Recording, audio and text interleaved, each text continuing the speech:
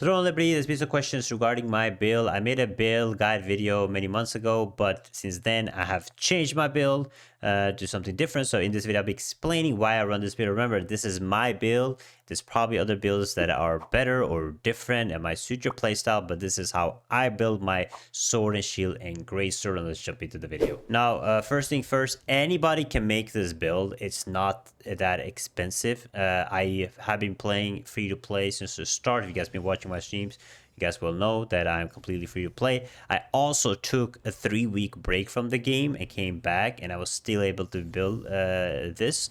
And I have no alts at all to help me get extra loot or anything. So this is very doable for players that have been playing the game and want to play the game. Just so that is said.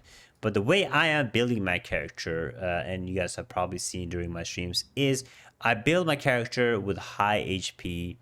And the reason for building it with that high HP, some people might say the high HP is not useful speed at all. You shouldn't build it with that much HP because you don't need that much HP. But I would say that is completely wrong. And I'm going to explain you guys why.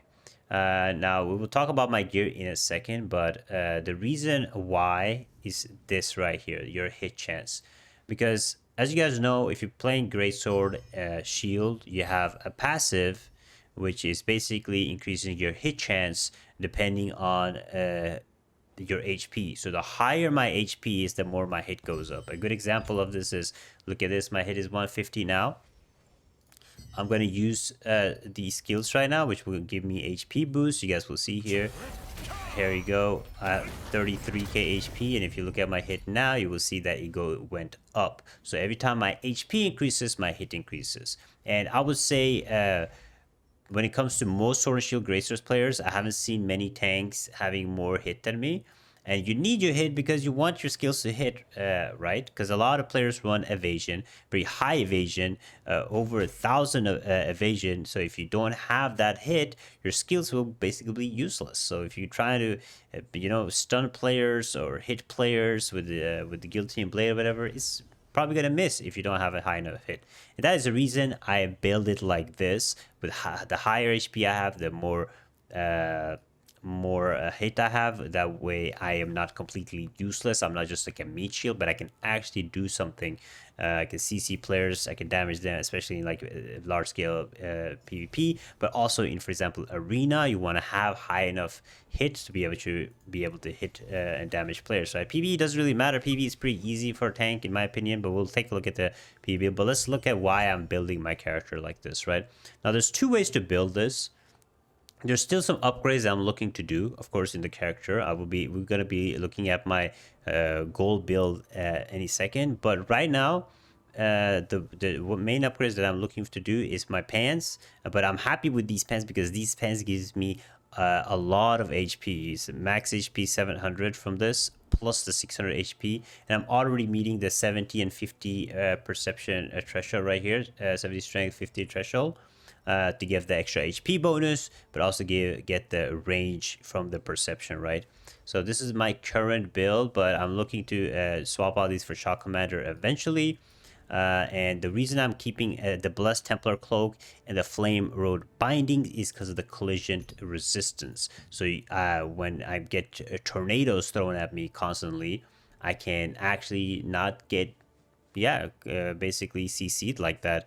Now, my collision resistance is supposed to be higher because, like I said earlier, I didn't play it for 3 weeks. But what you want to do is you want to have this collision resistance at level 16 on your weapon mastery, because that will give you 100 extra. Will give you 578 collision resistance, which should be high enough for most of the stuff. But let's look at my build real quick, because the reason I am running field general is because I like to also be able to do some damage. So having the heavy attack option there to deal that more damage is doable. But if you're looking to go full tank, I would probably advise you guys to go for the full set of Shock Commander. Now let's look at a Shock Commander build, or my build, but with some changes, because again, you can build it many different ways, especially now when it's really cheap to build and get these set bonuses. You should definitely be doing this. So let's look at my build right here. This is my goal. I mean, my goal, quote unquote, build. There's some small changes, as you guys can see, to my build here. And that will be, I want to get the Adentis greatsword. That will make me lose a lot of HP because I lose the HP from the reason I have this is because it gives me 2k HP from the base, the Duke Magma. It gives me 2k HP and an extra health trait. But and if I get this build right here, I will lose that HP bonus. Unfortunately, the strength will give me tiny. I mean, I will still be like only 2 more strength. So it will give me a tiny bit more strength. But the reason why I want to get this is the passive bonus, base damage 3 per 1,000 of current health. And since I have a health build, I will lose 2k, of course. I will still be able to increase a lot of my damage with the Adentis Greatsword. So I kind of want the Adentis Greatsword.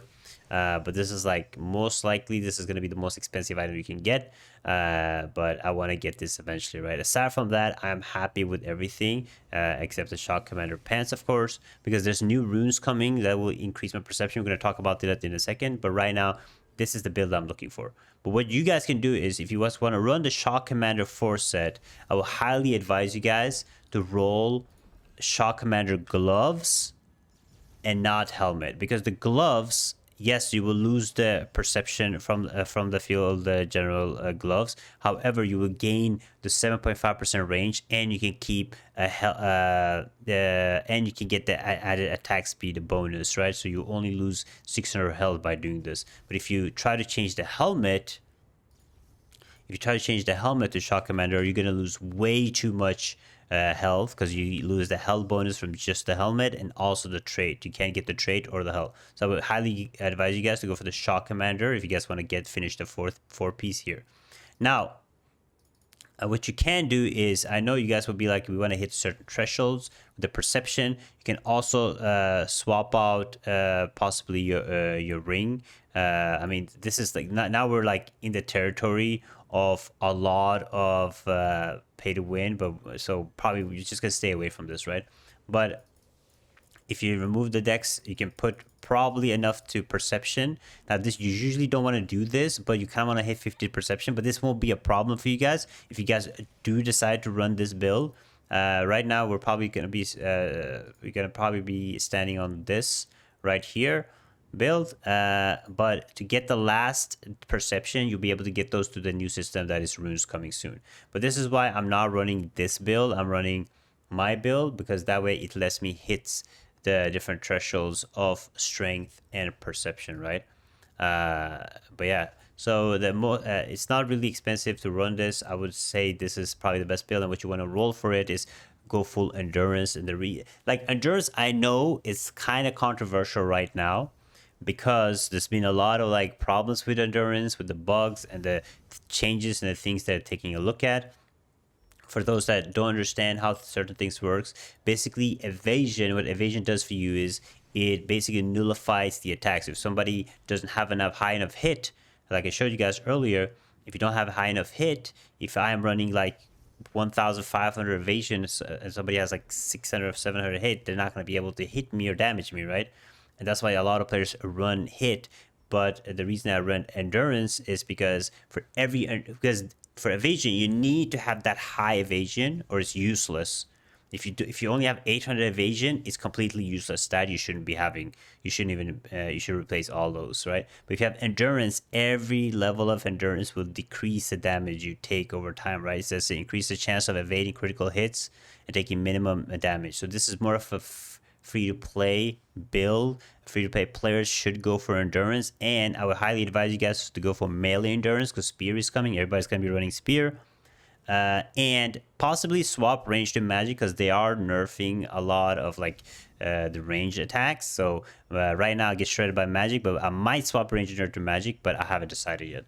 But for now, melee endurance is extremely important, so you want to roll this. So on all my pieces, as you guys can see, we have a melee endurance, range endurance, max health, range endurance, melee endurance, max health, melee endurance, range max L ranged melee. So this is basically how I build my character. On the accessories, the more important thing is you can run whatever you want. Probably skill damage resist is really good, but collision resistance is very important, especially on your cloak and on your flame robe bindings. You want collision resistance, right? So again, max L collision resistance, max L collision resistance here.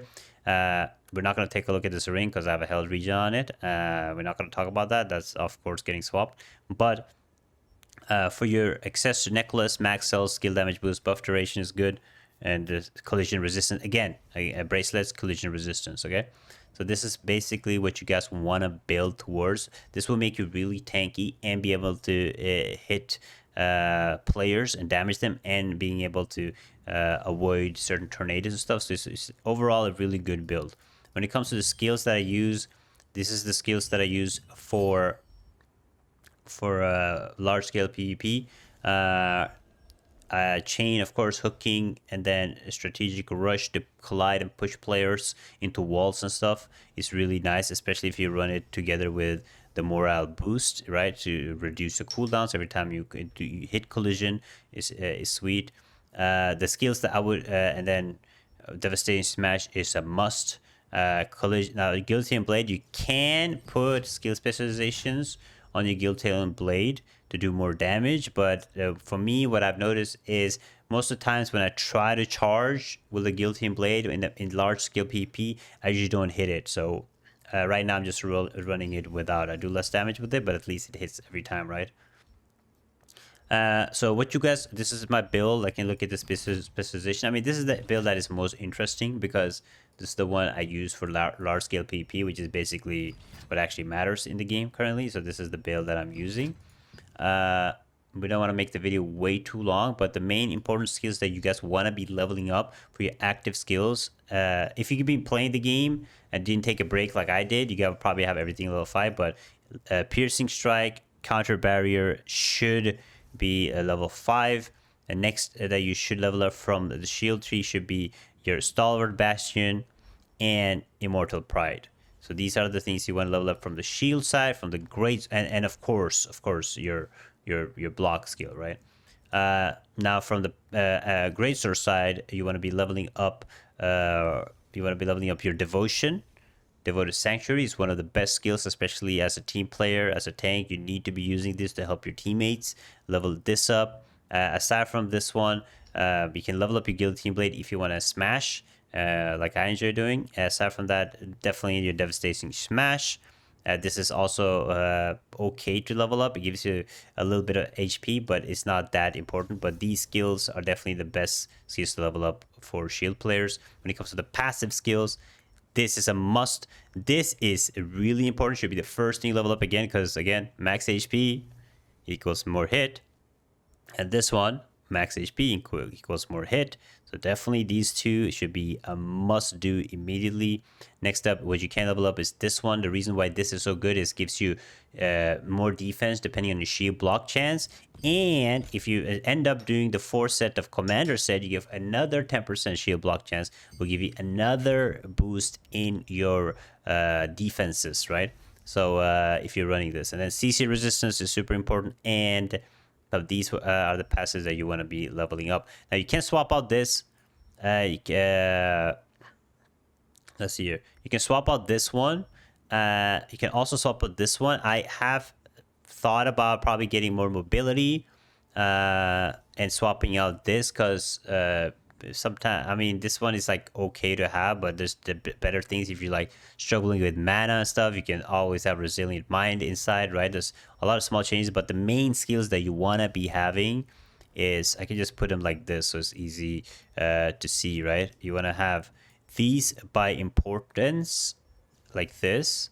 This is the most important skill. So these two are the most important, then this, then this, then this, right? Like this one, the reason I only have it this level 3 is because this one actually doesn't give me more defenses. It just gives me skill range increase. So this is why I haven't been leveling this one up. But that is, and the sword right here, this is how I build this. And then when it comes to the greatsword, the reason I'm going here on the greatsword and not up here was because to get this melee hit chance and max damage. But you can run the charge build too, but I wanted that extra hit chance, right? So I can actually damage players. So this is the way I build it. When it comes to PvE, it like you guys can look at my PvE. It doesn't really matter. I know there's PvE dungeons coming, but PvE is super easy overall. With the new dungeons might be hard, but the very important thing when it comes to the new PvE dungeons is run Devoted Sanctuary. You can put this in during boss fights. You swap it with your Devastating Smash. The Smash is nice for mobs, but for boss fights, have Devoted Sanctuary. It's going to be extremely important for the harder raids that are coming. You can put in your Stalwart Bastion. You can swap that with chains because you don't really need the chain during boss fights again. So these will be more important. And if you need, I don't use Provoking Roar. I know it is to help because I can hold aggro with just Piercing Strike with aggro increase passive and stuff. But if you want to, you can get the Provoke to hold aggro, and you can put in Immortal Pride too. You can swap it with a shield, the Strategic Rush. So these are very important when it comes to PvE. Aside from that, you can build your PvE like I want. I pulled it. The reason I have this is because I just like to do damage in PvE. Right, I'd like to do damage, and my teammate can survive, but if they can't, that's the skill that I put in basically. But yeah, that's my build. Of course, you guys can, if you can't get the bell in there, sword is really good. You know, a dentist greatsword, all good. You know, but right now you can make a really strong, solid build, and this build is really cheap. Let me see how much Lucent is the game saying that this build is. Let me see real quick, because I think the Lucent for this, let me just see here. This is the gear I have, right? Let me just make sure that I have Field General, just so you guys can see how much it will potentially cost you to get this. Flame Row Bindings. Okay, this is good. This is the one I have. It says, look how cheap this is. This full build right here is 30k Lucent. Very extremely cheap, guys. Like this is so easily obtainable. The most expensive thing here is the cloak, which is 6k. So yeah, that is my sword and greatsword build. Hopefully this give you a little bit more understanding of how I'm building my gear. I know there's new runes coming. With the runes, I would actually put it into my perception to get 60 perceptions to get even more hit chance. I don't need more strength, but I want to have the perception for the hit, right?